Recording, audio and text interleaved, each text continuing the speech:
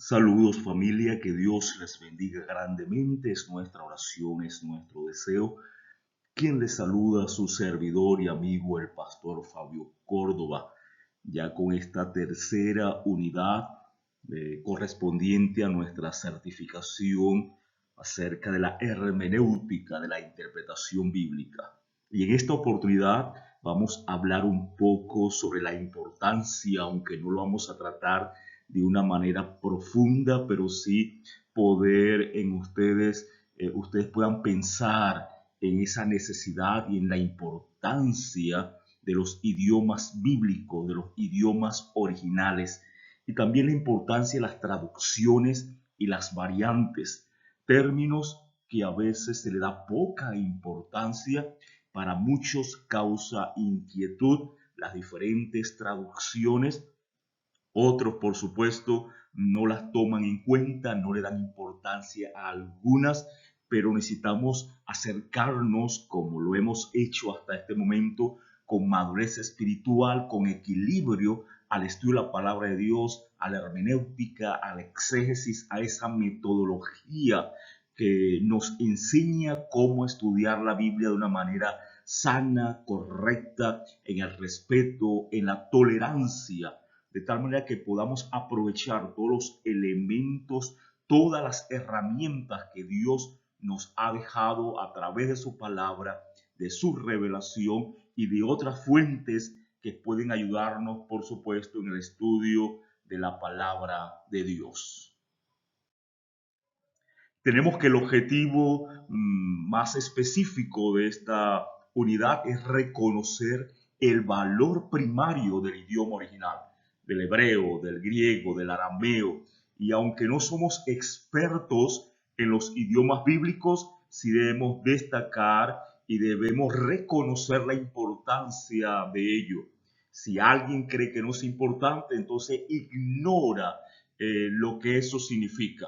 Debemos reconocer, repito, aunque no entendemos, aunque no somos expertos en los idiomas bíblicos, el poder tener un concepto, el poder tener un conocimiento, aunque sea básico de los mismos, nos ayudará a entender, nos ayudará a profundizar más el estudio de la palabra de Dios. Y por supuesto, la importancia, aunque secundaria, pero también de las traducciones. Ya nos hemos familiarizado con las herramientas de la exégesis, de la hermenéutica, el entender el texto en su contexto para poder hacer una aplicación contemporánea, pero de una manera correcta a nuestras vidas, para no forzar al texto a decir algo que no está diciendo. Y por eso entonces vamos a ella con humildad y con la seguridad de que Dios iluminará nuestra mente y nuestro corazón y nos va a guiar en el estudio de su revelación.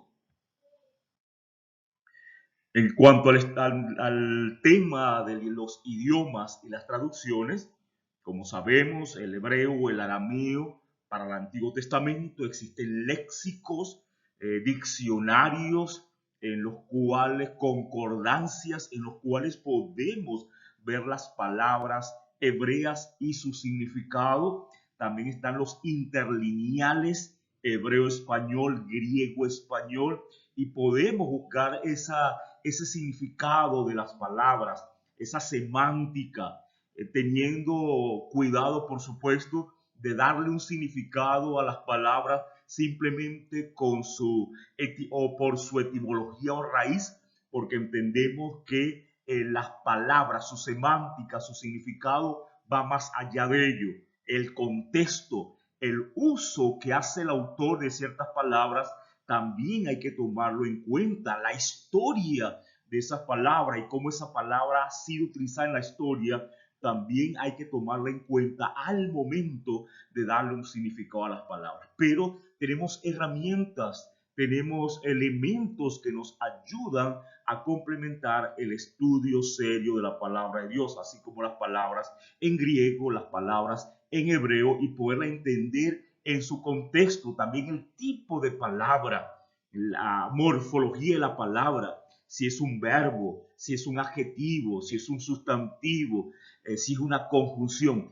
Todos estos elementos, aunque aparentemente lo que hacen es añadir tal vez mayor responsabilidad al momento de estudiar la Biblia, son necesarias. Por dar un ejemplo, usted lee en Hechos los Apóstoles que eran llenos del Espíritu Santo, dice el capítulo 2, todos fueron llenos del Espíritu Santo. Lee el capítulo 4 que Pedro era lleno del Espíritu Santo. El capítulo 6 usted lee que aquellos hombres, hombres que estaban buscando como diáconos, tenían que ser hombres llenos del Espíritu Santo. En el capítulo 11 encuentra un hombre que estaba lleno del Espíritu Santo y podemos pensar que es la misma palabra, que es un verbo, el mismo tipo de palabra.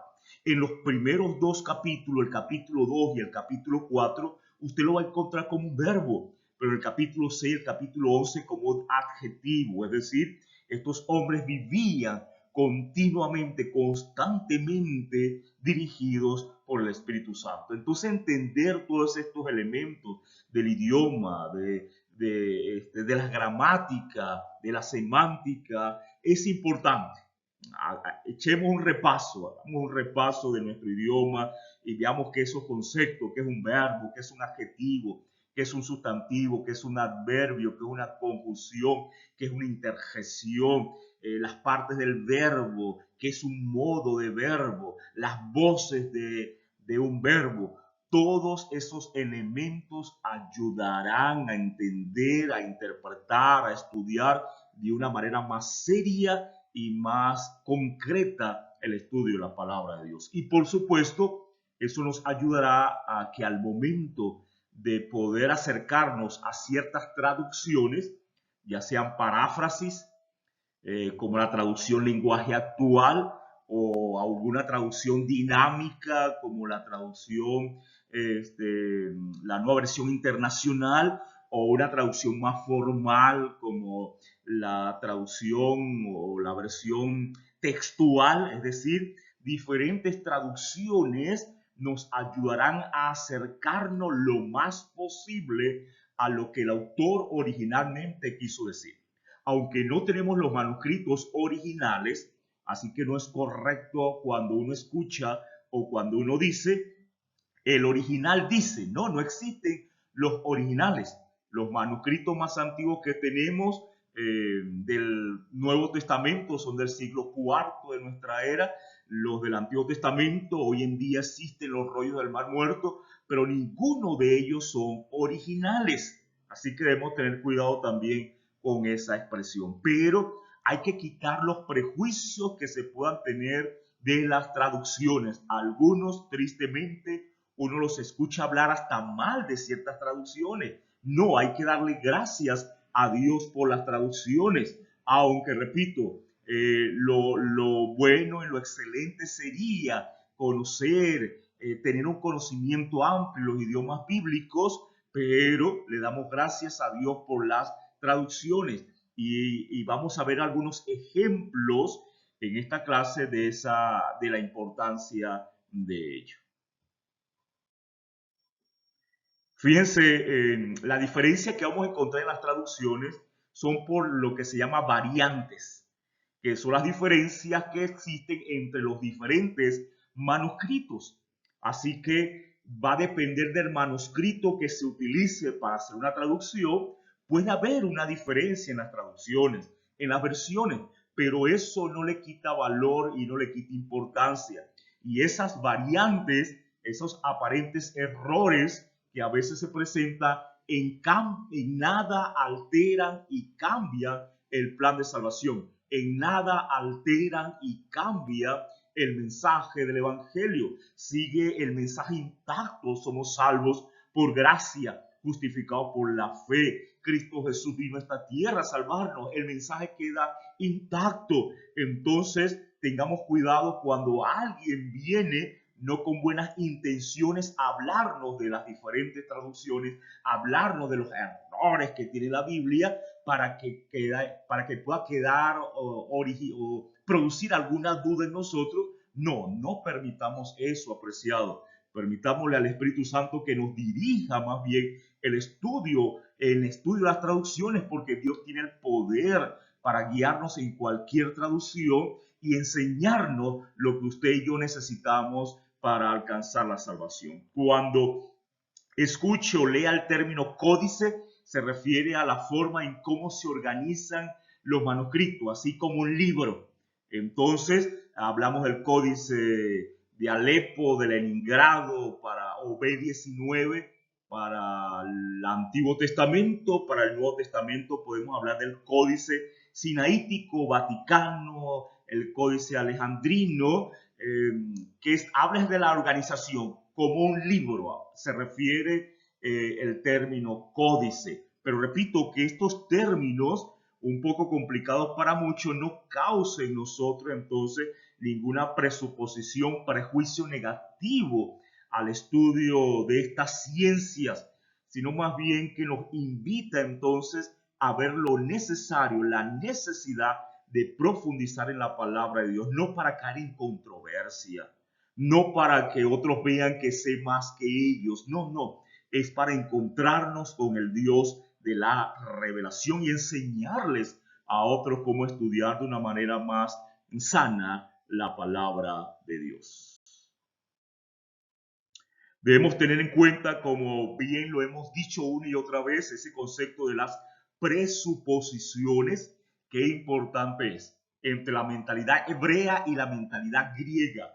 Nosotros hemos sido sumergidos en esa mentalidad griega, esa mentalidad grecolatina, que es diferente a la mentalidad hebrea, que es la que encontramos en las escrituras. Para el hebreo los conceptos son más concretos, para el griego son más abstractos. Cuando hablamos de fe, para el griego está aunado a un conocimiento, ¿sí? Al creer en un conocimiento, me cambia el conocimiento, me cambia la creencia. Para el hebreo la fe, la fidelidad, la emuná, es vivir lo que creemos, es más de la vida, más de la experiencia. Y si hay algo que nos falta a nosotros, es vivir, es experimentar la verdadera religión, la verdadera enseñanza. Para el hebreo somos un ser integral, holístico, completo, un todo.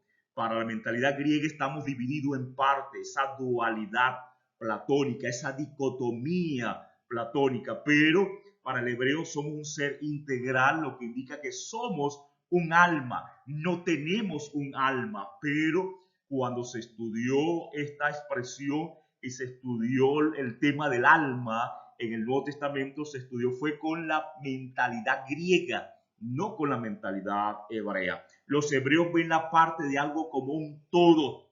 Por eso muchos no entienden esa expresión 3 días y 3 noches.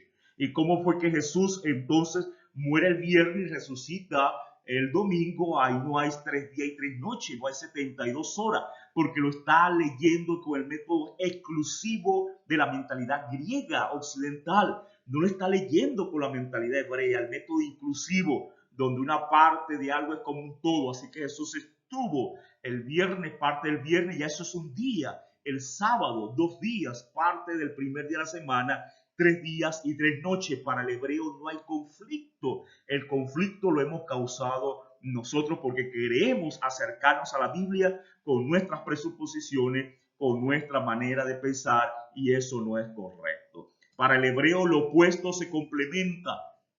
Para el griego lo opuesto se excluye. Lo opuesto se complementa, el bien y la calamidad. El hebreo ve la calamidad como la oportunidad de Dios para acercarse a sus hijos. De esa manera lo opuesto se complementa, no se excluye. Entonces, el poder entender esa manera de pensar, esos hebraísmos, esos modismos, esa parte del idioma y del pensamiento hebreo nos ayudará a entender mucho mejor lo que la Biblia nos quiere enseñar.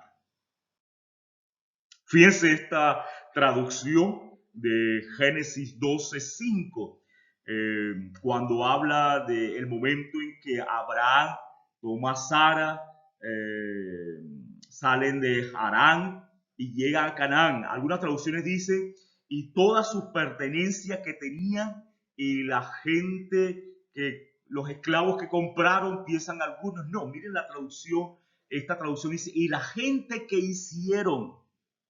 La gente que hicieron. ¿Cómo así?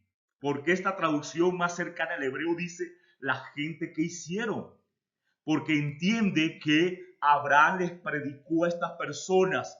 Estas personas fueron evangelizadas, aceptaron al Dios que Abraham estaba presentando, y es como que si hubiesen nacido de nuevo, es como que si Abraham las hubiese hecho de nuevo. Por supuesto, es del Espíritu Santo, es Dios obrando, pero el instrumento fue Abraham. Ese es el mensaje que nos dice Génesis 2:5. Pero cuando leemos otras traducciones, pareciera dar a entender otro mensaje, pero al comparar varias traducciones, nos encontramos entonces que eso nos ayuda a entender realmente lo que el escritor quiso decir.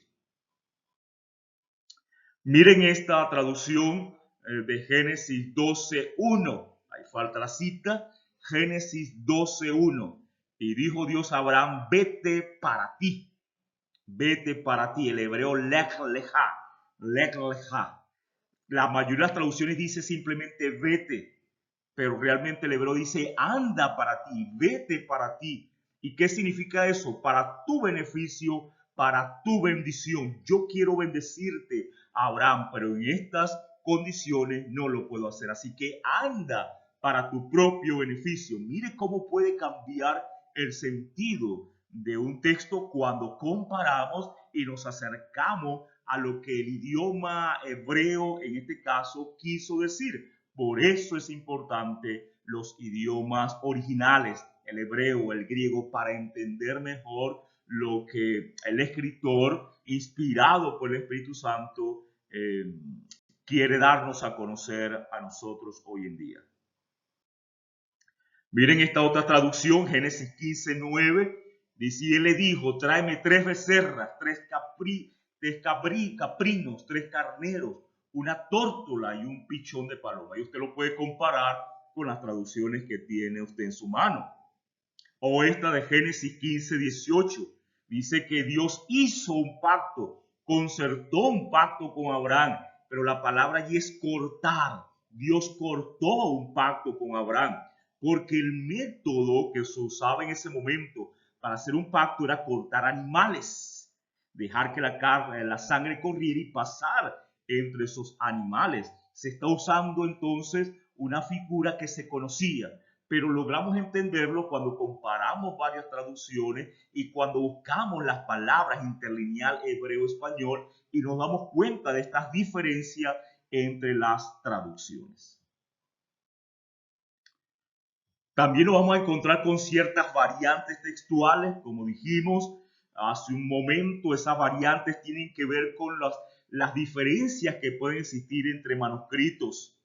Miren ese texto, si usted lo busca en su Biblia, posiblemente dice diferente. De hecho, la Biblia textual tiene hasta el versículo 18. Pero miren cómo dice esta traducción. Entonces el dragón se enfureció contra la mujer y se fue a hacer guerra contra los demás descendientes de ella, quienes guardan los mandamientos de Dios y tienen el testimonio de Jesucristo. Y él se puso de pie sobre la arena del mar. No es Juan quien se pone en pie sobre la arena del mar, es el dragón para esperar a su primer ayudante, aquella bestia que surge del mar. Hay una traducción que dice, y el dragón se puso sobre la arena del mar. Entonces usted compara esa traducción que dice que Juan se paró y esta que dice que él, el dragón, se paró, y por supuesto allá hay una variante, pero es realmente el dragón. El contexto me indica que es el dragón quien se para en la arena del mar para recibir a su primera ayuda, allí la bestia que surge del mar. Miren esta otra traducción de Apocalipsis 22:14. Allá hay una variante también, y es porque si usted lee esas dos oraciones que coloqué allí, usted se va a dar cuenta que son hasta parecidas en su fonética y posiblemente una confusión en ese momento. Usted leerá algunas traducciones que dice, bienaventurados los que lavan sus vestiduras, otros los que guardan sus mandamientos. Ahora una pregunta, ¿esto tiene que traer conflicto? ¿Por qué? ¿Acaso no se pueden complementar? ¿Quiénes lavan las vestiduras? Aquellos que guardan sus mandamientos. ¿Quiénes guardan los mandamientos? Aquellos que lavan las vestiduras. Lo que les quiero dar a entender, apreciado, es que no tenemos por qué caer en conflicto por esas diferencias entre algunas traducciones. Claro, hay algunas que el sentido y el sesgo lo cambia por completo, pero hay otras traducciones, otras versiones que por ese cambio de variantes pareciera haber una contradicción, pero no. Podemos seguir confiando en la palabra de Dios. No permitamos que los medios, no permitamos que esos mensajes en contra de la Biblia dañen nuestra fe, nuestra confianza en Dios y nuestra esperanza en Él y en su revelación. Miren esta otra parte acá que quise compartir con ustedes, cómo era la familia del primer siglo, y nos ayudará a entender un poco el sentido de comunidad que Dios quiere para nosotros. Ellos vivían en base a la honra y vergüenza, ganar honra y evitar la vergüenza a su familia. Si hay algo, apreciados, que necesitamos recuperar es esto, a tal punto que la honra tenía más valor que la vida. Hoy en día no importa si traemos vergüenza, si traemos cosas malas a la familia y a la familia de Dios, no importa si hablan mal de nuestra familia. Miren cómo hemos perdido esta gran enseñanza, esa personalidad colectiva en la cual cada uno buscaba el bienestar del otro y no simplemente un bienestar egoísta, esa reciprocidad donde estoy dispuesto a despojarme, estoy dispuesto a compartir con otro lo que Dios me ha permitido. Esa fidelidad entre el patrón y el cliente, ser fiel a mi familia, ser fiel a la sociedad, ser fiel a la iglesia, ser fiel a la esposa, a los hijos. Qué importante recuperar esa integridad. Entonces, son características de la familia del primer siglo que nos ayudan también a entender cómo pensaban y cómo actuaban ellos en esa sociedad del Mediterráneo, allí del primer siglo, como está relatado en las Escrituras. Y por último, apreciados, madurez y equilibrio. Madurez y equilibrio.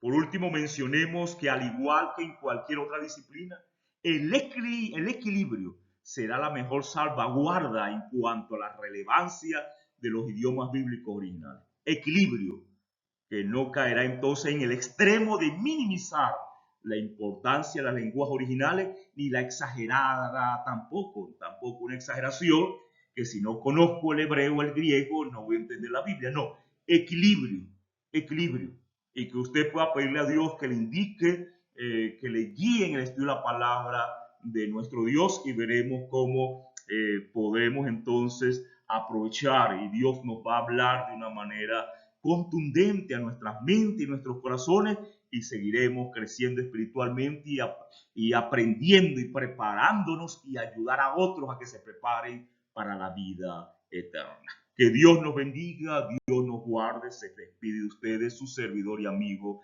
el pastor Fabio Córdoba. Será hasta una próxima oportunidad. Dios les bendiga.